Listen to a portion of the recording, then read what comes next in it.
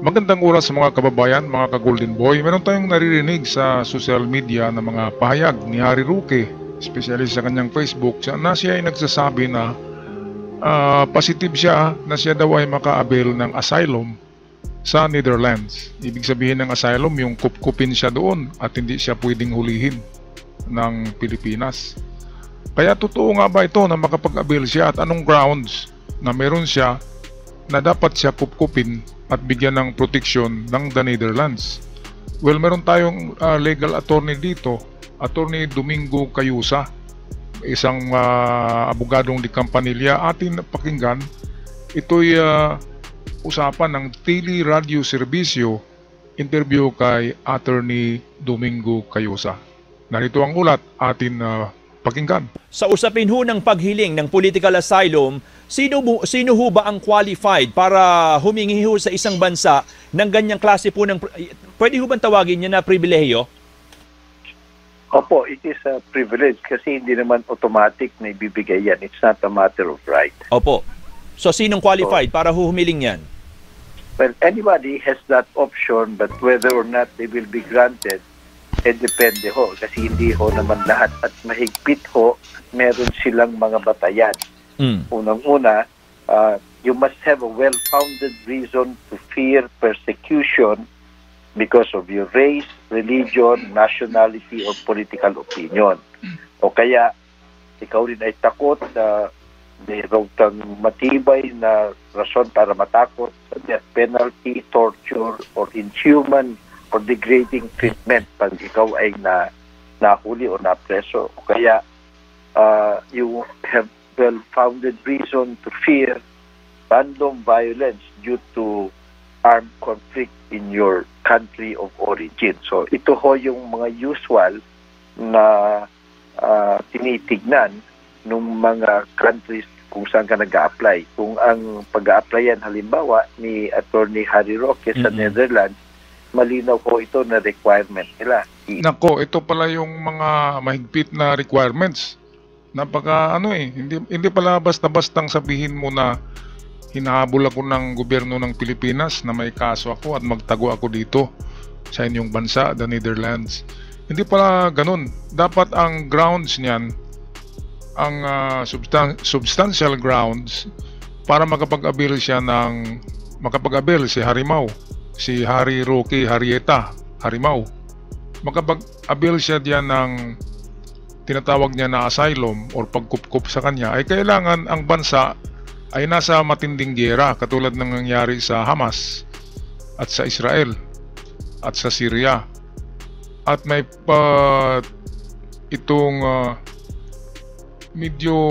ang bansa ay nasa kaguluhan, mga revolusyon, merong patayan at bansang merong death penalty. Ang Pilipinas ay walang death penalty.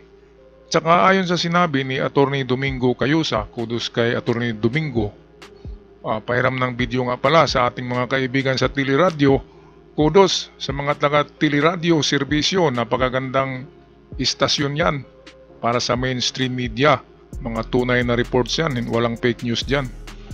Okay, at mukhang tagilid ang hiling ni Harry Roque dito pa lamang sa sinabi ni Attorney Domingo Cayusa ay parang hindi pwede.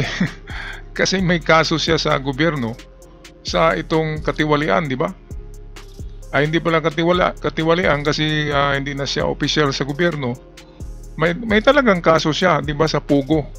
Dahil siya yung legal attorney ng Pugo at hindi lang yan, meron silang mga transaksyon na bilyon-bilyon ng halaga na connected sa Pugo.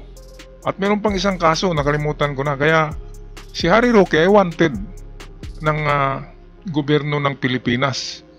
At hindi yan sinabi ni Attorney Domingo na isa sa mga rules on ground ng the Netherlands para kupkupin ang isang tao na fugitive or tumatakbo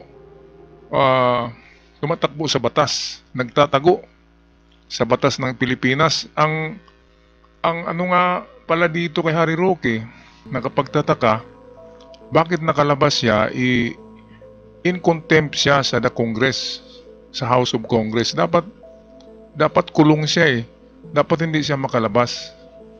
Kasi may kaso siya. Ngayon nakalabas siya. Ganyan ka pulpul ang ating itong Bureau of Immigration. Bakit nakalabas si Harry Roque, di ba? Nagwig ba yan? Nagdamit babae ba yan? Nagtakong at naglipstick? At gumagamit ng ibang pangalan na passport? Baka yun ang ginawa niya, di ba? Kasi bading siya, pwede siyang mag-KI, di ba? Pwedeng mag-KI si Harimau, Harrieta Roque. Ay nako. Kaya, grabe, kasual lang maglakad sa the Netherlands, no? Parang hindi wanted. Kaya sabi nga ni Claire De Castro, ang undersecretary ng PCO, na bring home Roque. Kung merong movement na bring home Digong, ay bring home Roque din. Bakit hindi siya uuwi, di ba? Okay, patuloy tayo dito sa ating mga kaibigan Tili Radio Servicio sa bidyong ito. Interview with Attorney Domingo Cayusa. Interviewin kanila, they will look at your background, they look at the context ng yung sitwasyon at yung specific reason bakit humihingi ka ng asylum. Opo. At kapag ang isang individual na nagre-request ng political asylum, necessary ho ba doon sa bansang hinihingan niya ng pagbigyan yung kanyang request for an asylum na kausapin din yung bansang pinanggalingan ng taong humihiling? In this case ay ang Pilipinas? Of course, i-double check din, titignan din ng bansang nag-a-apply mo na asylum kung totoo yung pinagsasabi. Nako, patay diyan si Harry Roque dahil siguradong magsinungaling siya diyan na hindi siya wanted, di ba? Puganti siya eh. Kaya lagot na kapag tatawag ang Netherlands, ang embassy ng Netherlands sa embahada ng Pilipinas, ay malalaman na ito pala ay isang fugitive. So sigurado talagang hindi ito makaabil ng asylum sa the Netherlands, lalo na ay nalalaman ng ICC na ito ay connected kay Digong Duterte, di ba? Kung connected, di ba, kalaban nga nila si Digong kalaban ng ICC. Bakit kupkupin nila itong isa pang kalaban, di ba? O pangalawang rason na yan. Kaya 101% na hindi talaga makaabil ng political asylum ito dahil kasama ito, accessories ito ng wanted sa ICC na tao, walang iba kundi si Digong Duterte. Balik tayo dito kay Attorney Domingo Cayusa. So, that's why we have diplomatic relations with these countries para they can also validate or fact-check yung mga pinagsasabi mo. So, of course, they do that with government through diplomatic channels. Hindi ko naman kaagad-agad ito, but of course, in the Netherlands and many European countries, mabilis-bilis ito. Interview, meron kang medical check-up, tapos about 2 months or less, malalaman mo na kung pagbibigyan ka ba o hindi. So sino pong ahensya ng gobyerno sa Pilipinas ang magiging direktang kausap ng bansang hinihinga ng asylum ni Attorney Roque? Well, of course, yung ating consular officials doon, kasi sila naman ang representative ng Republika ng Pilipinas doon sa Netherlands o sa foreign countries. So kung may mga kinakailangan silang i-check, halimbawa ko, tatanong nila, totoo bang meron tayong death penalty dito? May torture ba? Pag ikaw nahuli, will there be inhumane or degrading treatment ng preso? Lahat o yan, wala. Kasi sa konstitusyon natin, bawal nga yan. So, may mga, and then yung persecution because of race, religion, nationality. So, i-fact check ko nila ito. Kasi siyempre, kung ikaw naman yung nag-aalid, sasabihin mo ito. Kasi kung hindi ito mga rason, ang sasabihin mo, ibang rason, hindi ka tatanggapin. Naku, lagot si Harry Roque. Wala sa sinabi ni Attorney Domingo na meron siya yung political persecution na katulad sa Syria na kinukulong yung kalaban ng gobyerno. Di ba? At wala namang torture dito sa atin kapag nahuli ka. Doon sa Middle East, meron. Kaya hindi pwede, di ba? At ano pa yung mga sinasabi ni Attorney Domingo? Ay wala. Hindi makaabil. Walang death penalty dito, death penalty. Kung meron palang death penalty ang isang bansa, ay pwede pala tayong makaabil ng asylum sa Netherlands. Ngayon, napakaswerte naman ni Harry Roque. Tayo nga gusto tayong mag-abroad, di ba? Kung mag-abroad tayo, gagastos tayo, di ba? At kailangan pa natin ng visa. Ngayon, kung itong tinanggap na ng asylum si Harry Roque ay hindi na pala kailangan ng visa at hindi na kailangan ng working visa para magtrabaho. Automatic na daw na makapagtrabaho siya doon. At kung matigil na yung sabihin natin na revolusyon sa Pilipinas, 5 years lang daw ang taning niyan. Hindi naman forever na titira doon ang political asylum na tao. Kaya sa mga sinabi ni Attorney Domingo ay wala ni isa na papasok doon si Harry Roque. Kasi meron palang fact check. Tatawag ang consulate ng ng Netherlands sa consulate ng Pilipinas. At yun, doon sila hihingi ng background nitong si Harimau Roque Harrieta. Kaya diyan malalaman na nagsinungaling siya Nagsinungaling siya. Ang papasok sa kanya ay yung political persecution. Ngayon, pagtanong sa kanya kung bakit ganun ang nangyari ay sasabihin ng gobyerno natin na meron siyang kasalanan sa illegal pugo. Kasi connected siya doon at connected din siya kay Digong. Si Digong ay number 1 enemy ng ICC. Kasi nga sisipain ni Digong ang mga muka ng taga-ICC. Kaya isa na rin ito sa kalaban ng ICC. Sigurado galit dito ang mga ICC sa pagmumukha ni Harimau Roque. Kaya hindi makaabil ng wala talaga, vanquished all evils. Wala. Lagot. Talo lahat ang membro ng kadiliman team. Dilim na itong lagim team yata itong tawag Ang team ng lagim ay matatapos na yata Hindi na magtatagumpay ang pagpakalat ng lagim. Balik tayo dito sa video. So sa madali salita, Attorney Cayosa, ay kung halimbawang tutulan ng Philippine government, yun hong request ni Attorney Harry Roque for a political asylum, posible rin?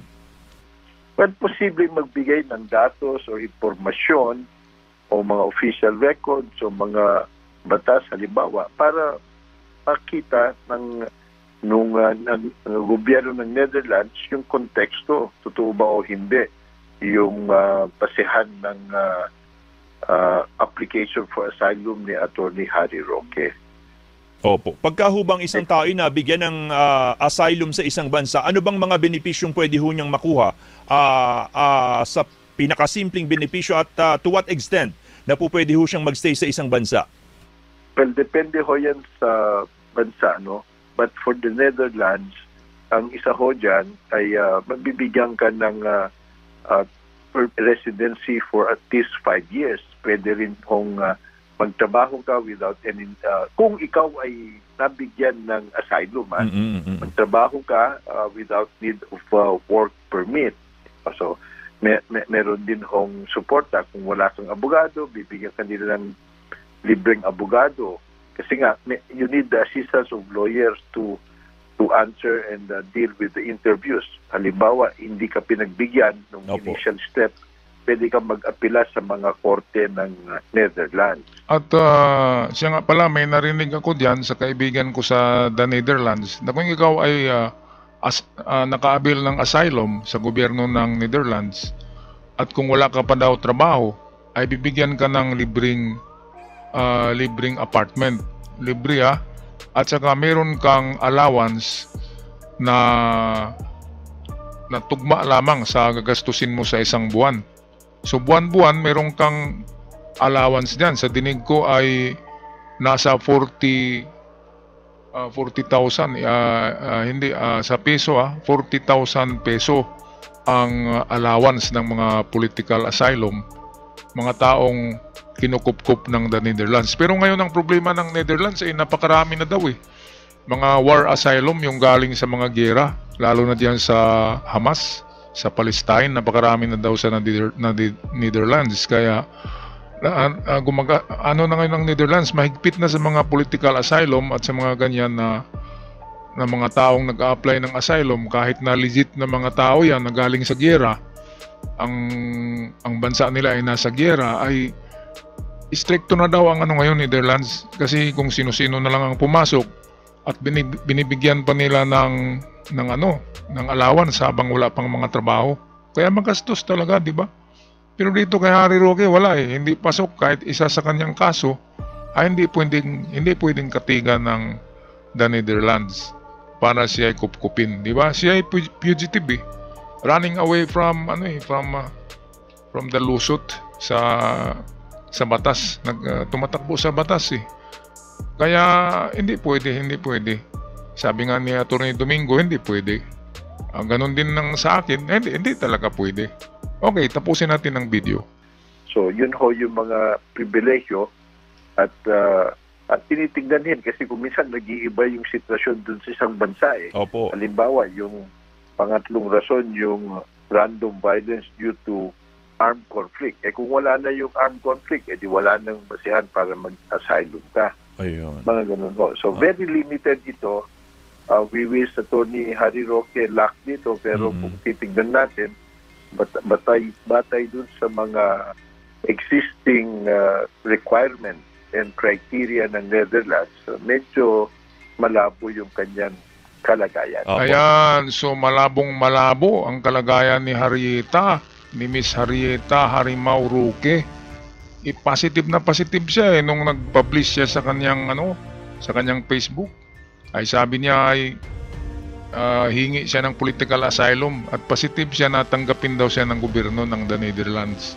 Ngayon meron palang fact check ay lalo na nga kung malaman na siya ay alipuris ni Digong, which is number 1 enemy ng ICC sa ngayon, mga kababayan. Alright, so ayan, atin na debunk ang kwentong ito na magkaroon ng asylum si Harry Roque sa Netherlands, which is negative ang kasagutan. Okay, so paki-comment na lang mga kababayan, mga ka-Golden Boy, sa inyong mga saloobin sa ating comment sections. At sa mga bago pa lamang, huwag kalimutang mag-subscribe para palagi tayong updated sa ating mga bagong uploads. Paalam at ingat ang lahat.